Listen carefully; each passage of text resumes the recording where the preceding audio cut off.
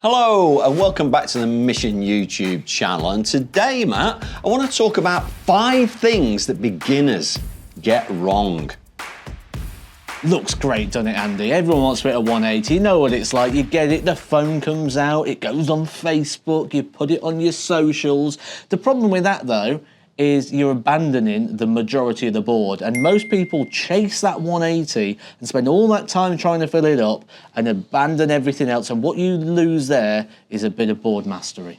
How many times have you seen a board with a new player? The 20's absolutely mashed, and there's no holes in the rest of the board because they're so desperate to hit that 180, aren't they? It's part of the game. It's the fun part of the game. It's the bit we all thrive for. Certainly when you hit your first one, you never forget it, but some routines around the board are very, very important. You are not practicing if you're just turning over that technique and just throwing at that treble 20. This is a common mistake, Matt, is they've got everything. Yeah, they've got an unlimited budget. They've gone and bought the most expensive set of darts they can find, the most expensive flight stem system, a fancy case, board, light, mat, surround. They've got everything, Matt. And then they realise they don't really know what they're doing with it, and it becomes very, very difficult and very, very frustrating. We call it all the gear, no idea.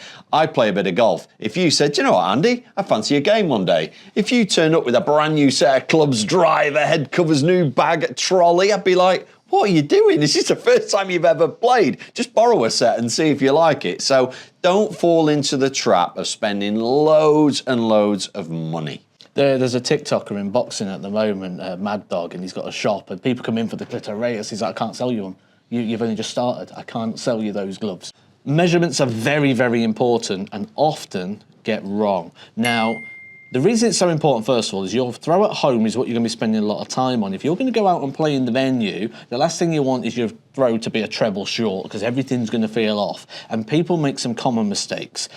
A lot of the time, when we're measuring, this is where it goes. So a lot of people don't account for things like the skirting boards. Yep. Don't account for things like where you're measuring. Is it the fascia of the board? Is it the wall that you're measuring from? Get yourself a Mission Hockey guide. I like the diagonal measurement from the bullseye diagonally to the hockey. That's the correct measurement. You kind of can't get that wrong because when your dart's in the bullseye. So that's the way to measure. But again, if you're measuring down, you know, make sure there's not a shelf in the way, or we've come across that in Rate My Hockey, something in the way, or a skirting board. Got to get them measurements right. Because if you're practicing on that 2-3 hours a day, you've kind of wasted your practice. Consider the environment is the key thing here. Certainly if you're just using a normal tape measure, be aware of those measurements change. If you're looking with a skirting board, without it, if you've got bits sticking out, always work from the fascia of the board, not from the wall. And you've only got to do it once if you get it right. So get it right first time. We see it on the telly all the time now. We're obsessed with averages. Oh, he's averaged 100. Oh, he's averaged 110. Whatever it is, we hear about that a lot. And the beginners will walk through the door, maybe for a coaching session. I'm averaging 60 now. Every game it's around the 60 mark, and they're getting obsessed with what their average is.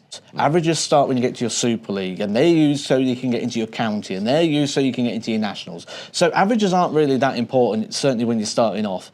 They can be a bit of a guide, but they can also be misleading. We spoke before in our top tips section about using just 3. 25 and 1. 18s and 12s don't count. Yep. Because actually what will happen is you'll start off hitting a lot of 18s and 12s, scoring higher numbers, and as you get better and get closer to that 20, what's going to happen is your average is going to go down. What you should be focusing on is having progressive practice. Yeah. So have something within your game that's going to allow you to find that progression. You don't have to be chasing an average. There's other ways to monitor if you're making progress. And if you just focus purely on that number, it can be very misleading. As we've said before, an 83 and a 93 are the same visits to the board. Rushing a session, Andy, you've got to spend time for it. Now, I don't like to do these side-by-side comparisons all the time because I think we try and focus on what we've got, but I think it's easier sometimes to show that.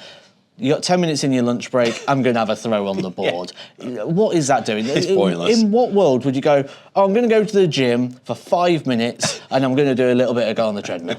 You wouldn't. Would you? We haven't even warmed up by the time you've got up into your run, so you wouldn't even bother. If you want a progressive output, you've got to have a progressive input. Yeah. And certainly, if you're just going to stand up and throw a few darts, by the time you've got into it, you're ready to go back to work. So little and often doesn't work. You know, you want a a decent session, an hour session, something like that. If you're doing 10 minutes a day, you're not going to be progressing, are you? So there's just a couple of things that you can keep an eye out. Keep a watch out to make sure they're not creeping into your game if you want to have a great start within the sport. Thanks very much for watching. Hit that subscribe button and we'll see you next time.